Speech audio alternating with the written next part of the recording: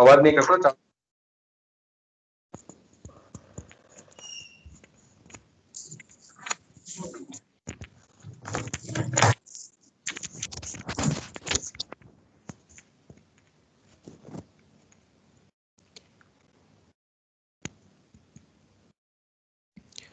Shall we start, Dr. Trivedi? Yes, sir. I made you the presenter. Yes, sir. Just okay, just. So I welcome. 1 minute, sir. Okay, sir.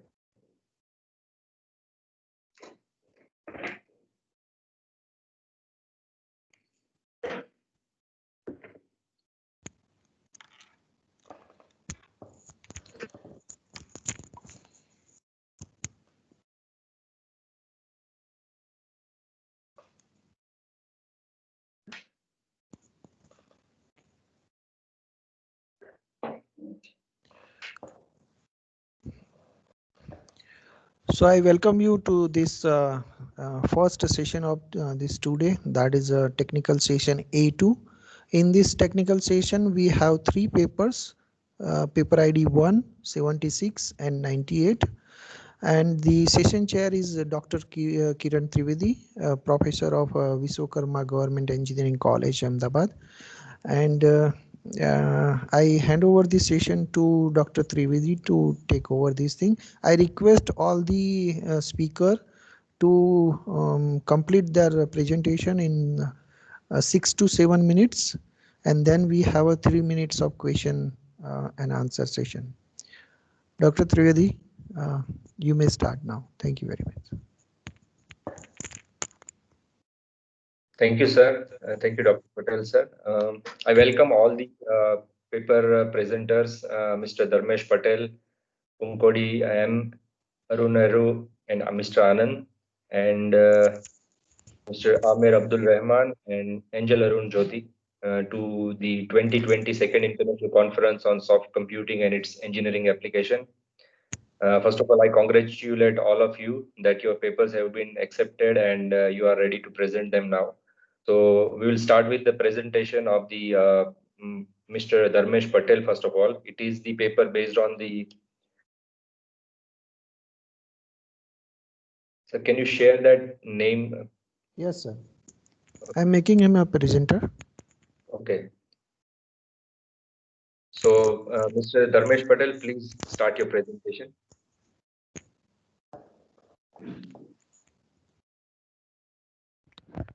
Is it visible? Yes, sir. Okay. We can. Are you able to hear me? Yes, sir. Everything is fine, sir. Okay. You may start. Good morning, everyone. And I, Dr. Dharmendra Patel, associated with Srimati Chandaben Mohanbhai Patel Institute of Computer Application, Charuset, Changa. My research title is the Quantile Regression Support Vector Machine Model for Time Series Data Analysis. These are the content that I am going to deliver in my today's presentation. Okay, I will start with the introduction part. So basically the time series data is to be applicable to various domains, and the most prominent domains of this time series data analysis is the economics, medicine, the weather forecasting, the physical science, etc. And basically the conventional or the traditional statistical methods are to be used to generate the insights from this time series data.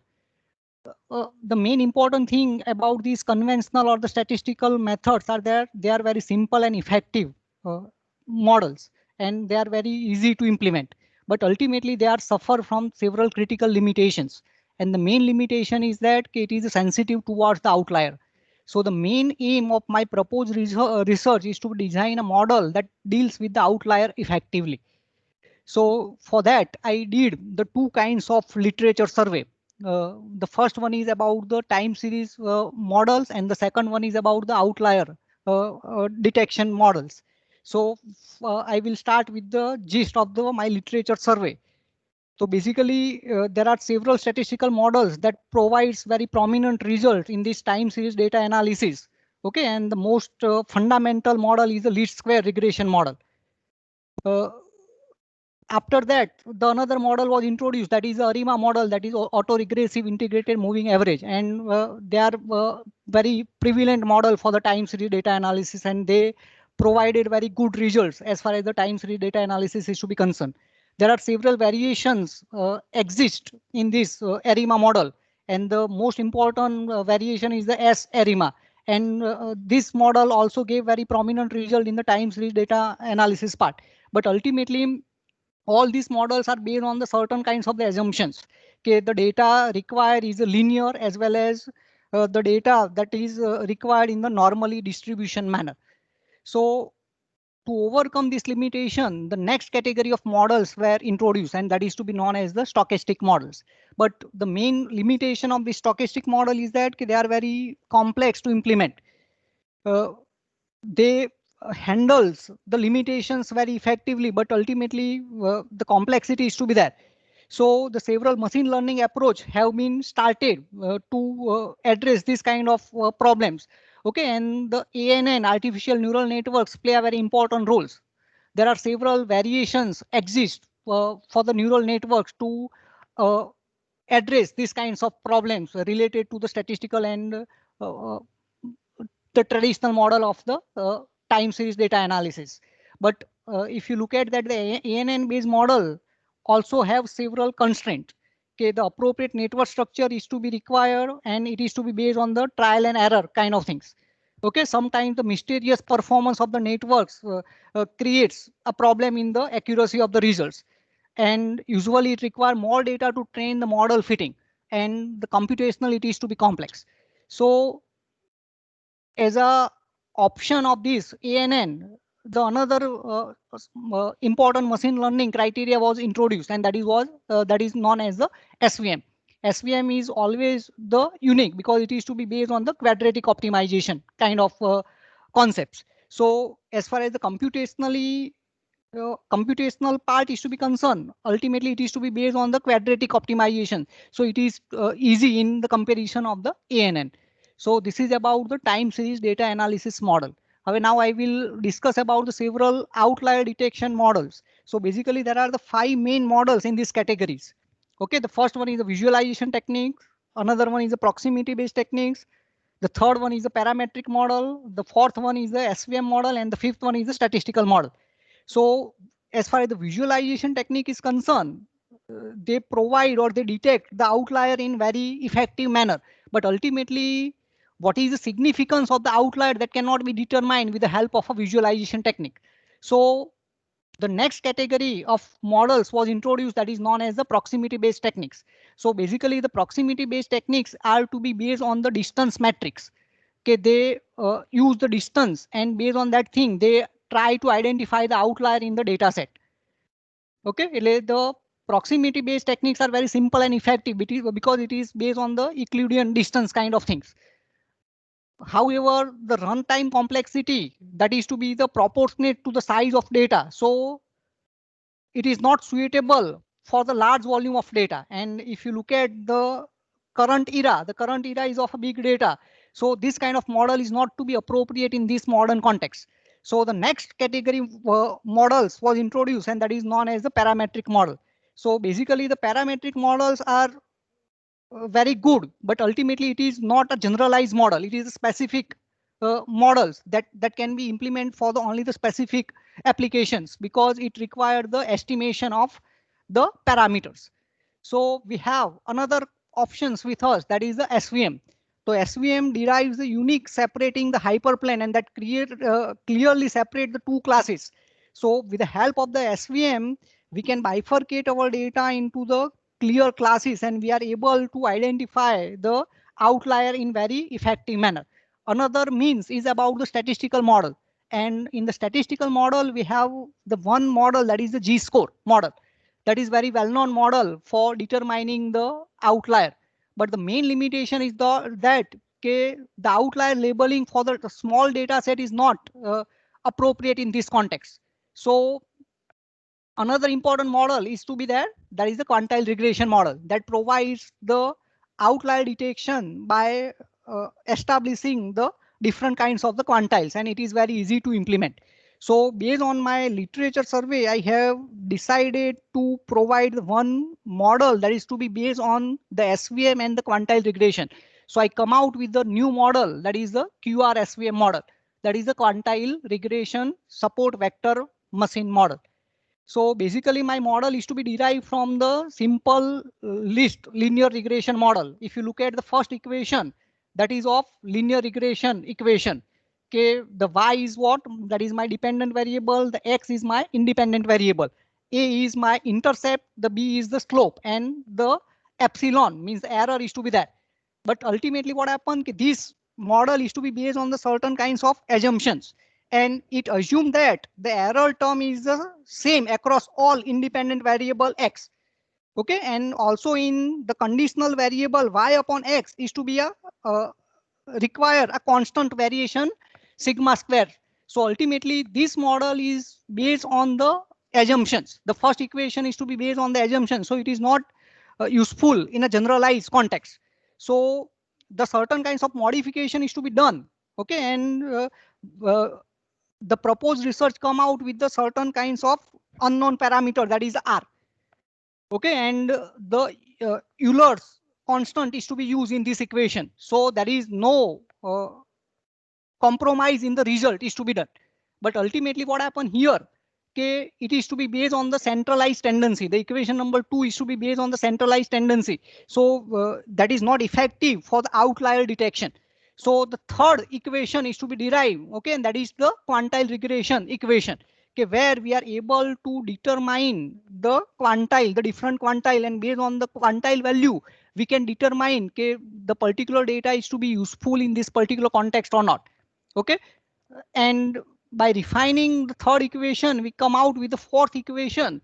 Okay, that provides me the quantile of any p quantile value. Okay, ultimately it is a variation of the third equation. Okay, and the limitation of this, the fourth equation is that that is not provide the appropriate result as far as the non-linear data is to be concerned. So the fifth equation is to be come out, that is to be based on the non-linear part. Okay, the 5 constant is to be introduced in this case. Okay, the fifth equation is to be very suitable for the non-linear part, but there is a very quantile loss. As far as the quantile loss is to be concerned, okay, we cannot minimize the quantile loss. So ultimately to minimize the quantile loss, we require the machine learning concept, and I come out with the SVM. That is my sixth model where I implement or I optimize the particular fifth equation based on the I optimize the fifth equation based on the SVM concept, and I come out with the sixth equation, and that is my QRSVM model. So basically the QRSVM model is the combination of the quantile and SVM, and I have experimented this model by taking the weather data from the number of sources. Okay, and finally I did. Okay, just I will conclude in 1 or 2 minutes. Okay, I capture the data from the number of sources and I converted into the particular format, and then I tested with the just look at that my scatter plot and the bar chart, bar plot. So basically the data is to be dispersed into the number of ranges. So there is a significant impact is to be there for the outlier.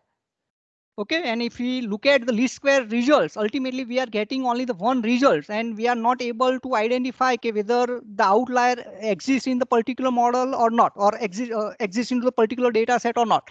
So ultimately the quantile regression support vector model provides the particular bifurcation of data according to the quantile.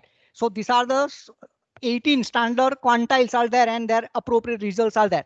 So based on this result, we can identify that where the extreme data is to be there, and we can eliminate those extreme data in our particular model generation. So the QRSVM model is very vital in this case, and this is the final outcome of this model.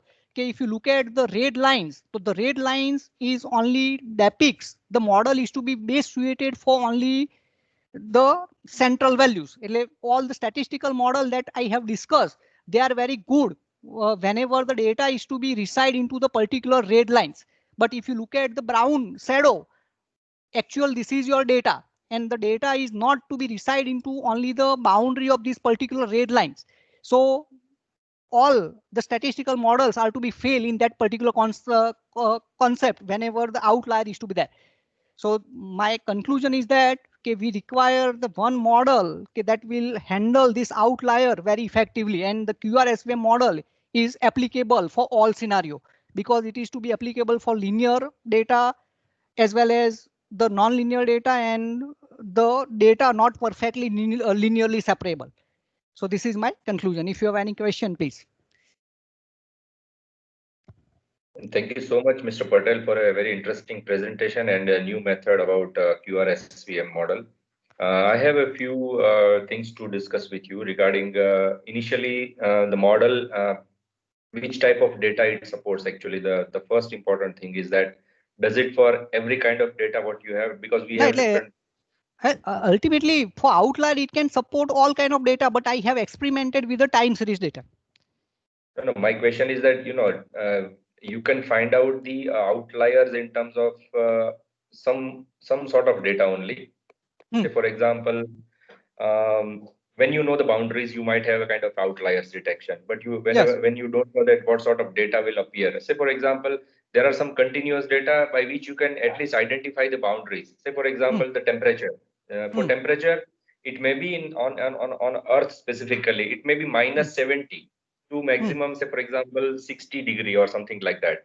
So that you know the boundaries for these data. But when you have unwanted or unknown data having some sort of artifacts or something like that, maybe for example, brainwave data, you can never imagine when the artifacts will appear into that.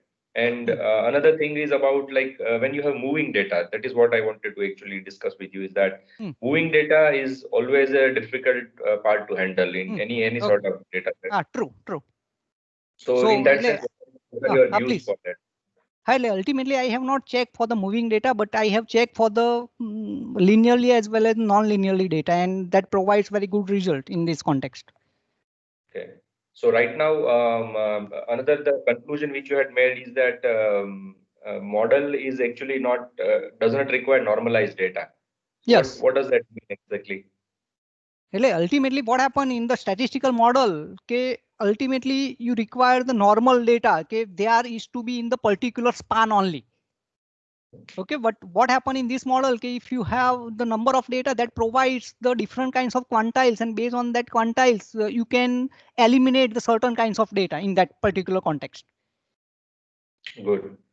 So thank you so much for an interesting presentation, and it was really very nice, and definitely it will help you to take it further and digging more into this area. And there are lots of opportunities in this field also, because you are talking differently in a different direction about data set and looking at one part of data where you can find out all these about outlier problems and everything. So thank you so much. Thank you so much. Thank you. Now I would like to invite our second presenter.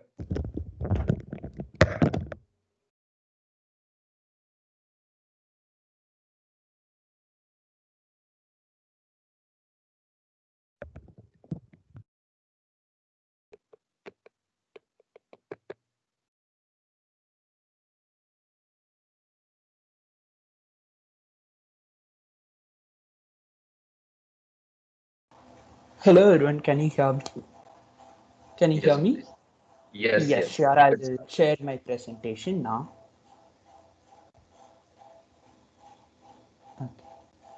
Okay. Can you guys see my screen? Yes.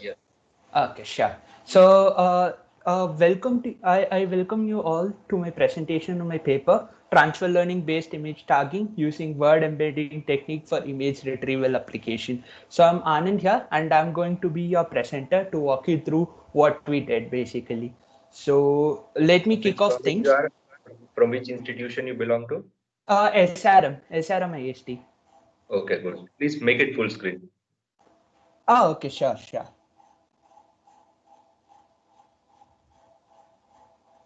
Okay.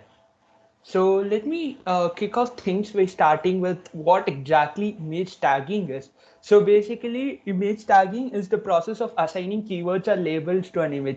So if you see this particular image, what we are trying to do is we are trying to identify the objects that are present in an image and try to make something meaningful of that image. So basically, why would we be interested in image tagging? So basically, all the image retrieval systems that we have right now, from Google image search to Bing image search, they all use some sort of tagging to understand what exactly the user is trying to search. So since we have more advancements in the field of understanding words better than images, it's always better that we try to understand what exactly an image is trying to convey, or what exactly is present in an image, so that you can retrieve specific images that are very close to what that image represents, to a query image, let's say. So what exactly is zero shot tagging? So zero shot tagging is a way of image tagging in which you try to assign a label to an image which you haven't learned. So basically, let's say if I train a machine only on identifying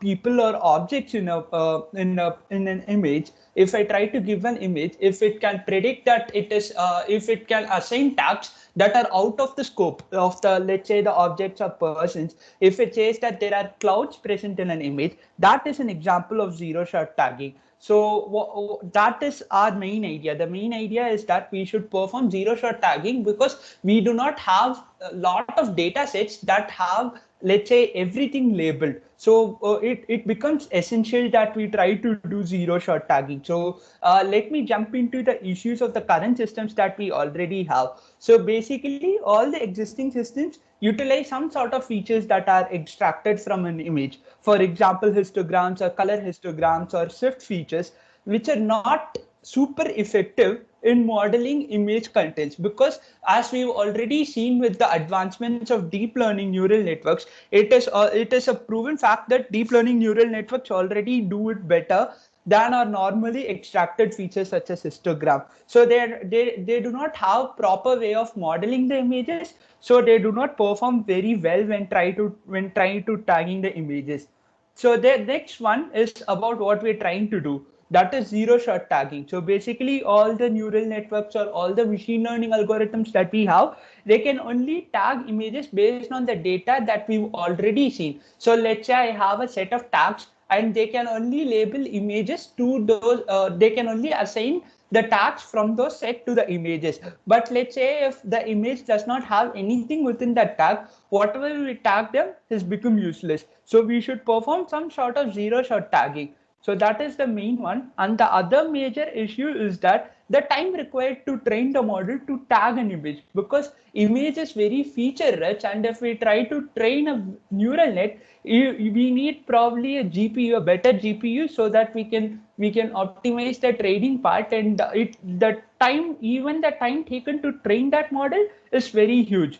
So these are the main concerns that are already that are present with the existing models. We try to overcome all of these things step by step, basically. So just to give a general introduction, as we've already seen what exactly image tagging is. So basically, now we are basically dependent on social media, and there are millions of images that are being shared every day, and to detect images or things which are fake, let's say, we need the images to be tagged, and that is why image tagging is really important. And as I specified already, the ones that are already existing, the methods such as shift and all, they're not exactly very good in representing an image, basically. So what we're trying to do is we're trying to build a system which will help us to overcome these difficulties, basically. So what we're trying to do is we're trying to use transfer learning to better understand the images or extract the features of the images. And then using a neural network, we try to assign tags to the images based on the features of the images, basically. And to add to the zero shot tagging, what we're trying to do is we're trying to add more tags to that images, so that they perform very better. So in that case, what we try to do is we also try to add an object detection layer and the word embedding layer to it. So let me jump to how we do that. So if we go, as I specified, the objective of our thing is to reduce the training time, but at the same time improve the overall tagging process. So what we try to do, as I've already specified, is we use a pre-trained CNN, and we use it to extract the features, because all the features that we might extract may not be particularly effective. So we try to use a pre-trained CNN, which has been trained on 1 million of images. So it already knows what to look for in a particular image. And after that, what we do is we try to train our own neural network, which will try to map these features to the tags basically. So once we have these tags, we also parallelly train a couple of other models. One is an object detection model, and the other one is a word embedding model. For example, a word embedding model is a simple model which will just try to map words into a vectorized space. Since computers cannot understand words, we need it to be in some mathematical form so that they can better understand it. So what exactly these word embedding models does is basically it will turn a word into a set of vectors that we can use. So what we're trying to do is we already have a corpus of words and we have already mapped it into a space basically.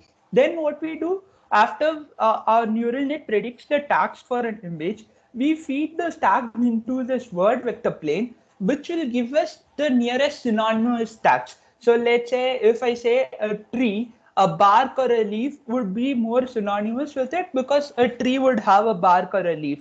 So we find these kind of tags, and since we also have an object detection there, which will also try to identify all the objects that are there in an image, combining all these or ensembling all these models together, we can better understand what exactly an image is and what exactly it is trying to convey. So if we go to the architecture of our model, as I said, we have an image and we have some parallel flows. So one, we feed the image to the object detection model, which will try to find all the objects in an image. And as I said, we use a pre-trained neural network, which is the ResNet 50 neural net, which is being trained on the ImageNet database, which consists of more than 1 million images. So from there, we take out only the features. We do not take out the classes, but rather the features by taking out the last set of the last layer of the neural net. If we take that out, all that we are left with is a vector which will have the features that are more important in that image.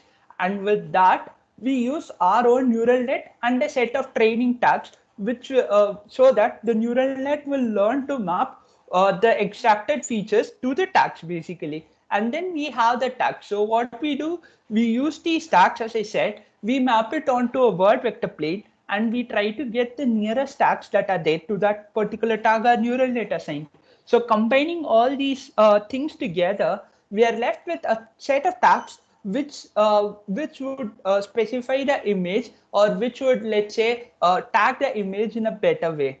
So the first component of our model is the TaggedNet, which is basically, as I said, is a combination of neural net and a pre-trained neural net to tag the images. So since we are already using a neural net which is pre-trained, this particular concept is called as transfer learning. So how this would help is basically, since we already have a pre-trained model by using transfer learning, we cut down the training time by a lot. So let's take an example. So if I have an image of 64 cross 64 of the size 64 cross 64, and we have 3 channels R, G, and P, the amount of data that we have to process per image would be really big. But if we use a ResNet 50, the amount of data that we want to process becomes considerably less, and the data that we get from this ResNet would also be very clear in understanding what is exactly present in an image basically. So then once we have those features, we'll use our own neural net to map those features onto the tags. So basically what we can assume of TaggedNet is simply as a function which will try to assign a set of tags Ti to the image features Vi. So here image features Vi is the vectorized data that we get from the ResNet 50, which is the pre-trained neural network basically. So now look at the time limit you have. yeah, sure, sir. I'll try to wrap it up soon. So the object detection net, as I already said, would try to get the objects that are present in an image basically. So we use the MS COCO dataset and neural net to do this part for us basically. And the next part is the GloveNet. As I already said, we use a word embedding model to understand the synonymous tags for a particular set of tags, basically. And as I already said, the words would be vectorized. And as we already know, with vectors, the best way to measure similarity is the cosine similarity. So we use cosine similarity as the yardstick to see what exactly is synonymous to what. So if we go to the data set that we took, the data set that we took is the MAR Flickr 25K data set, which is of 25,000 images and consists of 24 ground truth classes. And it is a form of multi-label classification where an image can have one or more classes, basically. So this is a general class distribution that we have. And training process, as I already said, we would be training multiple models and ensembling them all together, so we get a better idea of what the image is trying to do. So we use ResNet 50, the pre-trained neural net, and we train our own neural net, and we use stochastic gradient descent with hyperparameter optimization to get the proper tags in the first go. And then we also use the word embedding model, which has been trained on the Wikipedia dataset to vectorize words properly onto the vector plane. So now if we see the results of our model, so what we are trying to compare here is the results of the first tagger net alone, because the other parts of the model are all adding to the zero shot tagging. So what we're trying to measure is model's mean average precision. And since it's a multi-label classification and an image can be classified into multiple classes at the same time, we use a precision, which is we use a toolkit called as mean average precision, which will try to calculate the mean average precision of the model across all classes. So we calculate the precision of each class and we try to average it over all the classes. And if we see, since we use transfer learning, we speed up the time it takes to deploy the model or train the model. And at the same time, we increase the accuracy by a lot because the pre-trained neural network has the ability to extract the best features. So as we see, the model performs way better than the existing ones that are already there. And this is the output of our model. So if we give an image, it will have multiple tags. And if we see the tags that are marked in blue are from the TaggerNet model, which does the initial tagging. And then we have the green tags, which are basically the synonymous tags that we took from the word embedding model. And then the tags in the yellow are from the object detection net, which will give us the objects that are present in the images. So combining all this, we can say that if we see these tags, it gives us a picture about, or let's say it gives us a deep insight as to what the image is trying to represent. So this is how we could improve the image tagging. So we can use this in image. Your time is over actually. Can you finish within few seconds? Yeah, that's it, sir. Done, sir. I'm also done, basically. So this is the output that we have. So any questions? Yes, I would like to discuss some of the things from your presentation and work which you have done so far. Well, congratulations, it was an interesting one. Like, what exactly for some sort of adversarial data when you have a false tag data which you use, maybe for example, the first question is that. So basically, the first model that we train is the tagger nature. So basically, that will assign the tags. But as we see, the performance is not super good, but it is still better than let's say the conventional models that we have right now. So it offers better performance, but there are still, let's say, some minor issues, like we still have to weed out or find a specific way to stop tagging the images in a false way, because the initial set of tags is the very important one, and that helps the word vector model also. So that is still a thing that we're working on, sir, trying to improve the false tagging. You might have seen about the captioning also, like captioning the image. Okay. So yes, sir. What exactly you find a difference, or it's similar to that, or like? So captioning an image basically it contains data, but this is specifically to image retrieval task. So basically, captioning labeling, is. Sorry, sir. simply labeling the image. Yes, so we can retrieve them in a better way rather than trying to compare images across all the databases. If you tag them, it becomes easy for us to retrieve when a user wants to find a image that is related to what is being shared. So that is the main idea. So captioning, we generally use it to auto caption an image, but here the focus is basically on image retrieval. Have you, as you talked about the transfer learning, you have used ResNet model. So Yes. have you actually tried different models, pre-trained model like Inception and all these things, or maybe any other else? Like, why did you choose that model only?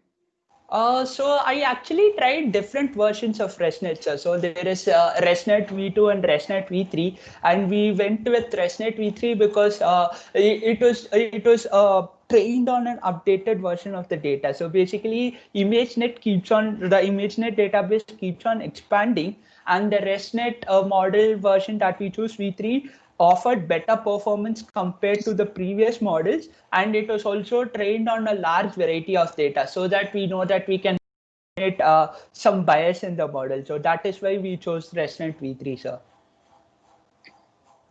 Okay, and one more question about like what is the specific application, very important application of your work in the field today? Very important. Image retrieval, sir. So basically, we see that whenever we try to do a Google image search or some sort of search to get us specific images that are related to what we're trying to see, this would help a lot in there because we're not going to compare images across images. What we're trying to do is we're trying to compare images. We get the tags and we use those tags to compare across the database of images that we already have. So it will improve the performance there, sir, because image retrieval has been sort of an important problem that has been there for some time, and this would help us in solving that problem, sir. And one last question. You must have referred Andreas Karpathy's one of the paper on word-to-vector. Yes, sir. Andrej Karpathy's. Yeah. So how your work is a little bit different than that. So basically, so what we're trying to do is that is a word to vector model, but we're using a GLOW model. So basically, that paper where they've introduced a word to vector model, it would just try to understand the word in a localized context. So if you just give a sentence, it will try to vectorize those words and it will learn by that. But since we use the GLOW model, which is sort of an updated model, which was developed by Stanford people, what we try to do is we try to look at the word in a global context, trying to understand what it exactly means. So what we are left with is a better understanding or better conversion between the word to a vectorized form. So that is how I believe our GLOW model is a bit better than the word to vector model, sir. Okay, thank you so much for your presentation, and it was really nice work. And I wish you all the best for the taking it further and for your future endeavors. Thanks a lot. Thank you, sir. Sir, next author is not here, but he has submitted the pre-recorded video of his. So we need to play that. So no need to ask the questions. I just shared the screen video.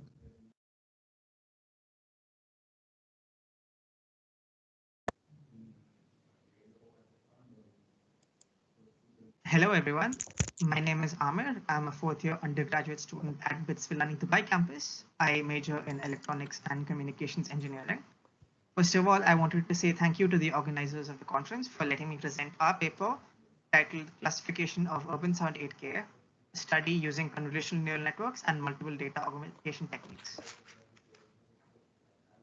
So the aim of this study is to compare the influence of various data augmentation techniques for audio on the performance of a convolutional neural network on classification of urban sounds. The various augmentation techniques include pitch shifting, time stretching, background noise insertion, and the recently introduced spec augment technique. The dataset which we used for this study is called the Urban Sound 8K dataset. It was introduced by some researchers at NYU back in 2014. The dataset consists of 8,732 samples constituting of 10 classes. So this includes sounds which you might hear in urban landscapes such as sirens, car horns, drilling, jackhammers, engine idling, etc. So before I begin talking about the technical side of the paper, I wanted to talk briefly about why is there a need to detect urban sounds in the first place? Why does it matter? In very large and bustling cities, New York, for example, studies have shown that 9 out of 10 adults are exposed to harmful levels of noise pollution. So that's nearly everyone. Other health studies have shown that continuous exposure to noise pollution can lead to sleep loss, hearing loss, a decrease in productivity, more stress, and learning impairment among children. So that's like if a school is situated in a very noisy area, the learning ability of children tends to take a dip. And in the very extreme cases, this can lead to blood pressure and cardiovascular related diseases. Introducing automated machine listening can give city planners a better idea of what kinds of sound pollution is taking place when and where in real time.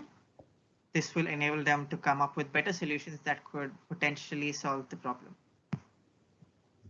So audio recordings by a computer is essentially represented as evenly spaced samples, usually at least 16,000 samples a second.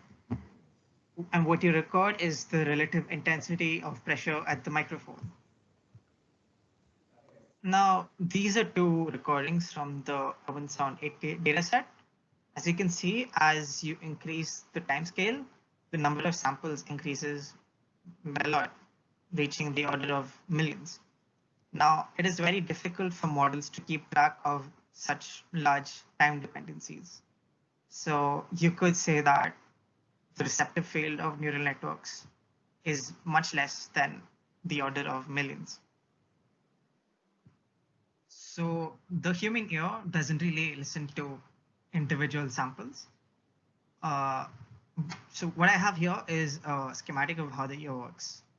So what happens is sound enters the ear, the cochlea vibrates, and then the cochlea decomposes the sound into different frequency components. I found that very interesting. In real time, it happens very fast. The ear is decomposing sound depending on frequency. So do we have something similar which we could use for machine learning? Well, we have spectrograms. So how this is achieved is we move a window across the audio signal and we decompose its frequency components. And in doing so, we get an image. So now that we have an image representation of the audio signal, we could implement the highly effective convolutional networks, which have been so successful on images, and use it to classify audio. Now, in order for convolutional neural networks to be highly effective, we need a large number of data sets. So in the Urban Sound 8K dataset, we have 8,700 data sets, which in the deep learning world is not a lot. So in order to solve that, in images, people often use data augmentation. So what does data augmentation look like for it? So say you have a picture of a line over here. So you would tilt it at various angles and you would get essentially new images, which you could use to train the convolutional neural networks. You could also increase the brightness, change the contrast, stuff like that. We can't really do that with audio datasets. So how do we augment audio datasets? So for augmenting audio datasets, you could increase or decrease the pitch. You could speed up or slow down the audio sample. You could insert some background noise into the audio sample. There are other augmentation methods also, but for our study, the augmentation methods we used on the time signal were only these three. Now, after applying the augmentation methods on the audio signals, we convert those signals into spectrograms. And now once we converted into spectrograms, we could apply this augmentation method called SpecAugment. This was a augmentation method introduced in 2019 by researchers at Google Brain. So what happens is masks are applied on the frequency and time steps, and it was found that the robustness of classifiers improved significantly when SpecAugment was applied. So in total, we have 4 augmentation methods which we used in our study: time stretching, pitch shifting, background noise insertion, and SpecAugment. So what we have here is the data augmentation pipeline which we used. So on the top over here, you'll see the original audio signal. Onto that audio signal, we apply time stretching, pitch shifting, and background noise insertion. After that, they're converted into MEL spectrograms, and we get these 4 sets of data. So what NA stands for is non-augmented, so there is no augmentation applied. So now we pass this data through SpecAugment, and we get some more data sets. So after passing the data through the pipeline, we get 10 different sets of data, which has different combinations of data augmentation methods applied. You can see in more detail about this in our paper, but the lowest number of data sets, which is with no augmentations applied, is 8,732. And the largest data set with all of the augmentation applied is 139,712. So that's a huge leap in data, but does that actually translate into better performance in the classifier? So in our study, we also introduced the CNN architecture, which we used for classification of the data sets. So this image over here depicts the architecture of the CNN, which we used. It has 5 layers, 4 convolution layers, and 1 fully connected output layer. The first 2 convolution layers has 32 filters, and the next 2 has 64 filters, all using 3x3 kernels. We found while experimenting that the leaky ReLU activation function would produce much better results than the ReLU activation function, so we proceeded to go with that. Finally, the last layer has 10 units because there are 10 classes of data. So this table over here shows the results of the performance of the classifier when they were trained on the 10 different data sets. So NA stands for no augmentation, SA SpecAugment, PS pitch shifting, TS time stretching, and the last one here is background noise insertion. PS plus TS plus PN is all of these 3 individual data sets combined into one. SA x PS is pitch shifting was applied to the original time signal, and then after they were converted into the spectrogram, SpecAugment is applied. So it's a combination of those 2. Similarly, for the next 2 data sets, the all data set includes data samples from all of the combinations of augmentations applied. So this was the one which had 139,000 data samples. As you can see, data augmentation clearly did improve the performance of the classifier. There were a few where it did not make much of a difference. For example, in pitch shifting and background noise insertion.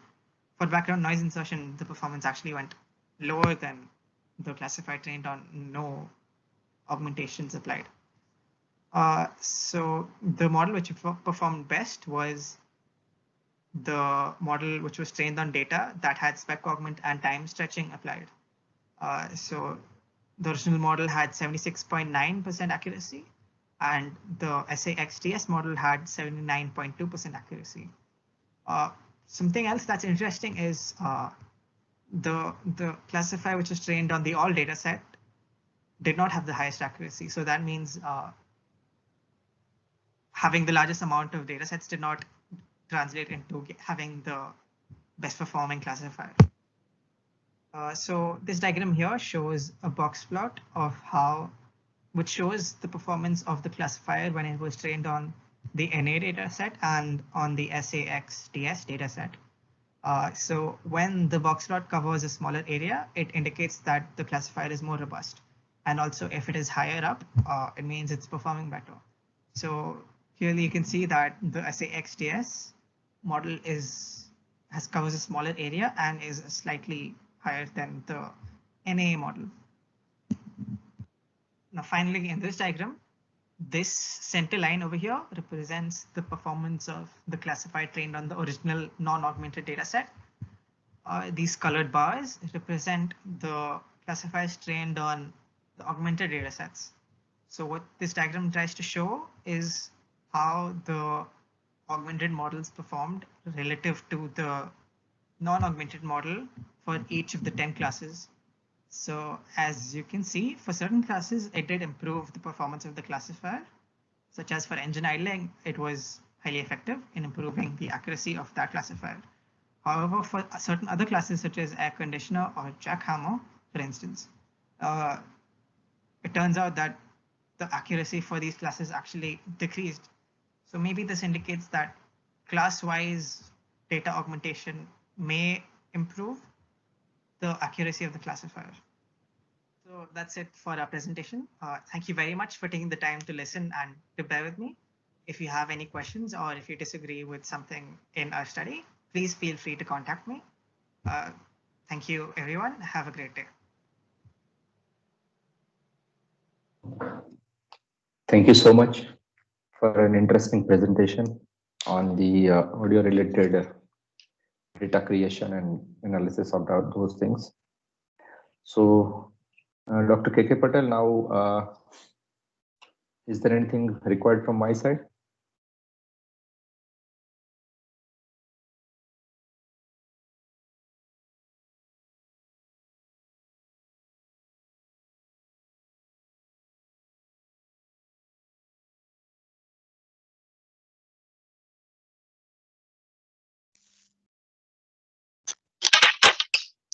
Hello, sir. Oh, sorry, sir. I didn't make my microphone unmute.